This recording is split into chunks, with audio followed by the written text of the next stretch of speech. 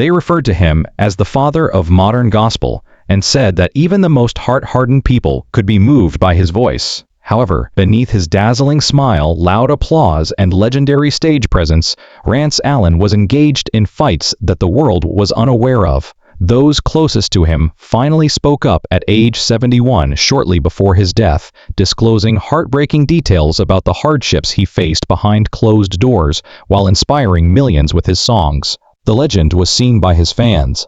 Long before he took his last breath, his family witnessed the man exhausted, troubled, and struggling with a secret anguish that almost shattered him. What actually transpired during the last days of Rance Allen's life? What hardships did his loved ones conceal up until this point? Stay with us, because you will not only be shocked by the truth of this gospel icon's path, but it will also permanently alter your perspective on faith, celebrity, and the cost of purpose. Rance Allen was not merely a gospel performer, a man whose voice could tremble a church's walls and move listeners to tears with just one note. He was a force of nature. His music wasn't just heard, it was felt, from many soul-stirring performances to something about the name Jesus. However, many admirers were unaware that Rance was dealing with intense personal struggles that few could fathom behind the limelight and the accolades. We're going beyond the stage lights and the headlines in this video. Here are some fresh revelations from Rance Allen's family on his personal life, the health issues he discreetly dealt with, and the emotional and spiritual difficulties that accompanied him into his later years. It is these facts that were never brought to the microphone, verdicts that reveal the humanity of a man whom millions thought was untouchable. Some of the things his family shared will surprise you. Information about the effects of years of performing, his battles with fatigue, and how he relied on faith even when his body failed him. There were times when he felt strong, times when he was afraid, and times when he wondered if he could continue. The remarkable part, though, is that Rance continued to give in spite of the discomfort. He kept on touring, singing, and inspiring people. He threw all of his remaining energy toward promoting hope. And now, when his family finally shares the truth of what actually transpired during those last few months, it depicts a man who sacrificed everything, physically, emotionally, and spiritually for the cause he supported. We'll examine his last days, his legacy, and the important lessons he learned along the way. You'll hear what his family members had to say about the symptoms they saw, their final interactions with him, and the realization that his health was rapidly deteriorating. This isn't just a story about loss, so remain with me. It has to do with heritage, religion, and the cost of dedication. Let's go back to the early days of Rance Allen's career, when the seeds of his biggest battle were being subtly sown. Rance Allen was a small child from Monroe, Michigan, with a dream greater than his surroundings.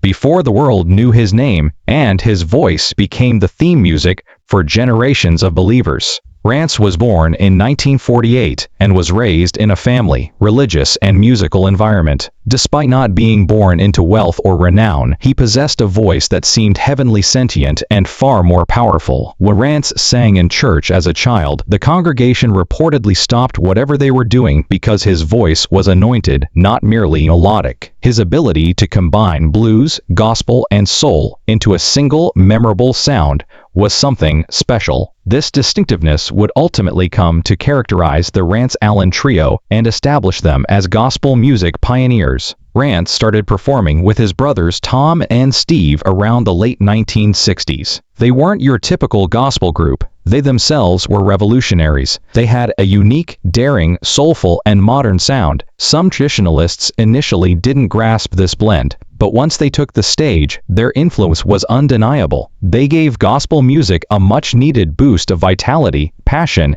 and unadulterated sincerity. Their breakthrough decade occurred in the 1970s. Songs like Something About the Name Jesus, Miracle Worker, and I Belong to You quickly became hits. People frequently remarked that they could feel the Spirit moving through the speakers because of how emotionally charged Rance's voice were. His voice was characterized by admirers as thunder and velvet, strong but gentle, dominating yet elegant.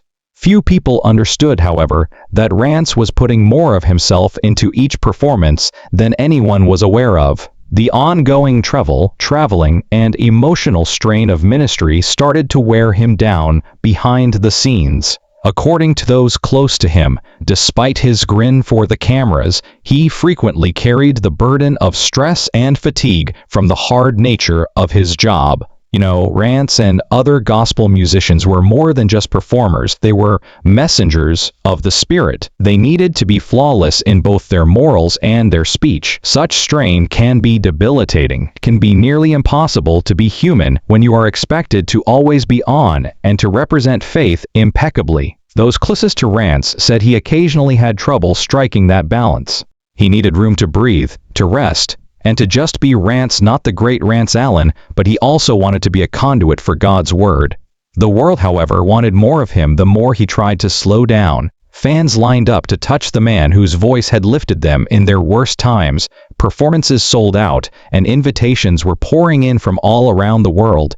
In music business, there's a saying that goes, the spotlight is heavy, and that really was for Rance. His health suffered as a result of the celebrity, the hard hours, the expectations, and the frequent travel. However, he kept it confidential as usual. He didn't want his fans in particular to be concerned. He felt that his purpose was to uplift people, not to burden them with his suffering. Since then, others close to him have revealed that he started exhibiting symptoms of exhaustion as early as the 2000s. Previously effortless performances began to wear him out physically, and lengthy rehearsals became more difficult. But he persisted. He thought he had a purpose as long as he was breathing. Here's the problem though. At the time, nobody knew. He would finally get caught up by the years of performing and pushing himself non-stop. His family began to notice changes that genuinely worried them, and his body started to transmit warning signs. However, in typical Rance form, he dismissed them, claiming to be all right. The full story starts at that point, not in notoriety, but in his silent struggle to continue when his vitality was ebbing, because a man who felt that serving others meant putting himself last was hiding behind the strong voice. Here's the startling bit though. The world wasn't supposed to know. Rance had more than simply physical difficulties. His family would subsequently disclose that years of bearing the responsibilities of others,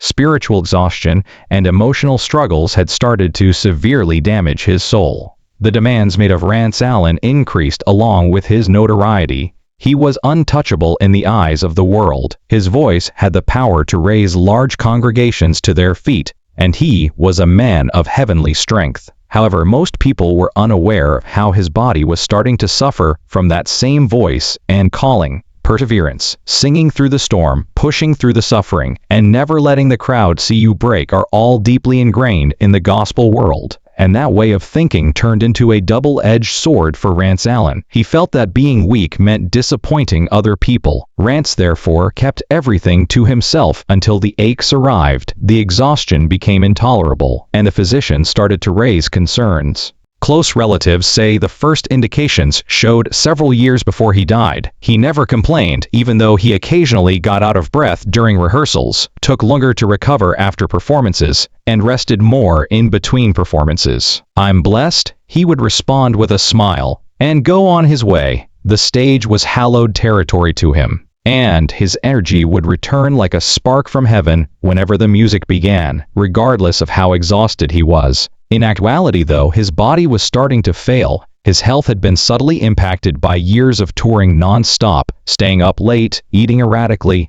and juggling the demands of both ministry and celebrity. Later reports revealed that Rance had battled weight-related concerns and heart-related problems. He was conscious of it, according to those who loved him, yet he always prioritized his mission. He was a man who contributed more than he had. According to one family member, he would accept offers to sing at churches, conferences, and special events even after being urged to take a break. He didn't want to let anyone down. To see him, fans would travel for hours or even days. No matter how much pain he was in, he felt obligated to show up. Many were unaware that the very talent that made Rance a legend, his voice also required everything of him physically. He did not perform passively. He sung from the bottom of his heart, from his chest to his soul and spirit. Every song was a declaration, every note a prayer. However, as the years passed, he started to feel exhausted from those similar performances. He would frequently need hours, days at times to fully recuperate.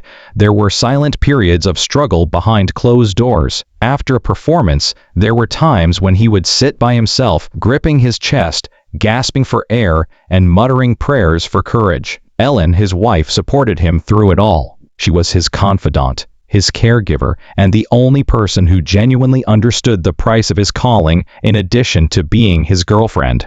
She urged him to take it slow and concentrate on his health. However, Rance would merely grin and declare, "If the Lord gave me this voice, I'll use it until I can't." Although it was a remark full of trust, it also showed the weight of his personal battle and the depth of his dedication. Because Rance felt in his heart that he might not have much time left. Later, his family disclosed that he discussed legacy, purpose, and the fear of forgetting. His motivation was not fame. It was the notion that there should never be a silence around his gift. Rance started to change as his condition deteriorated. He cut back on his travels and prioritized recording and ministry work over live touring, spending more time at home. Even so, he was unable to resist the stage's allure. "I'll just do one more." He would repeat this whenever he was asked to perform. Those 1 more minutes were his means of clinging to life and his sense of purpose. His family began to notice more alarming signs about this time: breathing difficulties, edema, and persistent indicators of exhaustion. They advised him to get more medical help, and he stayed upbeat and loyal while doing so. In any respects, his faith gave him strength, and he felt that prayer could heal anything. Additionally, it kept him exerting more effort than his body could support. Rance Allen, however, was not a man who lived in constant fear. He maintained his composure even though he knew things were getting worse. He kept grinning, encouraging others, and giving to everyone in his vicinity. Even near the end of his interviews, he talked about the value of gratitude, optimism, and trusting God's plan, no matter how it may appear. And because no one anticipated it, that's what made his passing so devastating for so many. He exuded vitality and spiritual strength. Beneath that dazzling fire, however, lay a man who had been fighting in silence for years. Fans were horrified to learn of his passing in late 2020, but his family was not. They were somewhat relieved that he was at last at rest because they were aware of how long he had been struggling. However, this is where the narrative becomes emotionally charged. You will be moved to tears by what he said to them before he passed away, as the family started sharing details of his last weeks after his death. Something changed in the last few months of Rance Allen's life. Not just in his physical well-being, but also in his soul. Those closest to him started to pick up on small changes in his priorities, mannerisms, and speech patterns. Even though he never spoke it out loud, it seemed like he realized his time was running out. Family members report that Rance became more introspective, deliberate in his speech, and more devoted to his beliefs than he had ever been. He would read scripture, listen to old recordings of his concerts, and pray for hours on end. His smiles were not nostalgic. Sometimes he would sit calmly and say, "The Lord has been good to me." It was an expression of appreciation from a man who knew he had done his best. Rance talked for peace in interviews prior to his death. Not recognition, not prosperity, not renown, but peace. In retrospect, the statement now feels like a wise farewell. He said to one host, "I just want to be remembered as someone who gave his best for God. If I can leave people with hope, then my life meant something." His wife Ellen became his caretaker and frequent companion as his health started to deteriorate. She saw to see that he took his prescription, attended his appointments, and took breaks when necessary. However, despite her encouragement to relax, Rance was unable to avoid the music. He would sit at his keyboard and hum tunes and compose fresh lyrics, even on the days when he felt weak. He used music as a kind of prayer, therapy, and lifeline. Those who paid him a visit during those last weeks remember the house as cozy and serene, although with a hint of something more profound. Rance had started discussing heaven more often. His tone was never one of fear, and he frequently said things like, "When my time comes, I just hope the Lord finds me ready." It was serene and tolerant. He was not fleeing death. He was gracefully getting ready for it. Shortly before his death, one family member recalled an especially poignant moment. Something about the name Jesus. One of his old recordings was playing for Rance. He closed his eyes and started crying as the song played. "That song isn't just about Jesus' name," he replied with a smile that belied his tears when asked what was wrong. He continued by saying that although he frequently sang for other people, that particular song was always for him, serving as a reminder of the strength that kept him going when he felt like giving up. His words struck a different chord now, because it seemed as though Rance was already bidding farewell, not in grief, but in faith. Rance reportedly spent his last days calling people he hadn't spoken to in years, including old friends, fellow gospel singers, and even acquaintances from his early years. Some of these calls lasted for hours, while others were brief. He didn't discuss his illness much, instead offering words of encouragement, praying for them, and thanking them for sharing in his journey. His wife Ellen later shared that his last night was calm, with no alarms, no sudden panic, no chaos, just stillness. They had prayed together, held hands, and told stories from their years on the road. Before going to bed, Rance reportedly told her, "I feel light tonight." Looking back, many now realize he was tying up loose ends, making peace with everyone and everything in his life. "I feel prepared."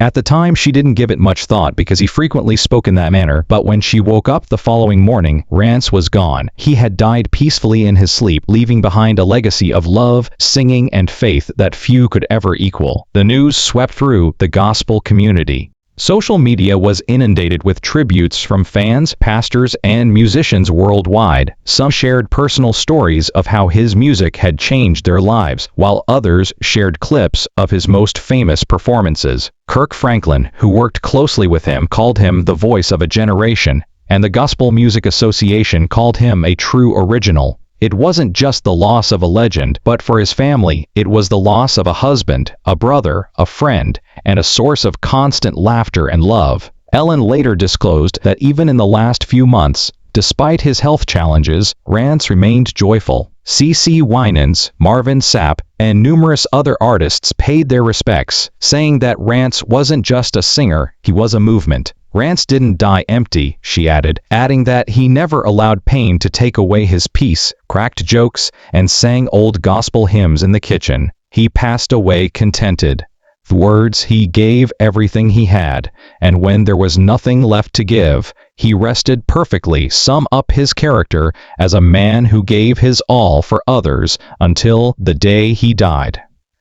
The Allen family reflected in private for a while after his death. But when they eventually spoke in public, they shared something even more heartwarming. Rance had left behind a message no one had anticipated. He had penned a note inside his Bible that simply read, "Don't cry for me. I finished my race. Continue singing. I'll see you when the trumpet blows, and keep on worshiping." Millions of followers who were having a hard time accepting his passing found solace in the message that his family eventually released. It served as a reminder that even though Rance Allen was no longer performing, his presence was still present in every song, every performance, and every person his music touched.